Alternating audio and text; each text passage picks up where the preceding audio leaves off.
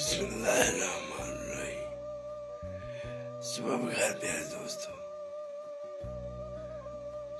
قرآن پاک جو نازل ہوا وہ اس لیے نازل نہیں ہوا کہ ہم ثواب کی نیت سے پڑھیں، بلکہ قرآن پاک ہمارے لیے ایک سرچشمہ ہے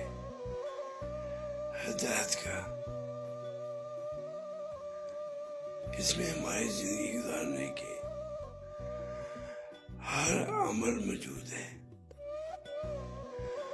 اور اللہ کی طرف سے ہمارے لیے بہت سے اصرار ہیں کہ اس کو پڑھیں، اس کے مطابق زندگی گزاریں، اور اپنی زندگی جو ہے اور آخرت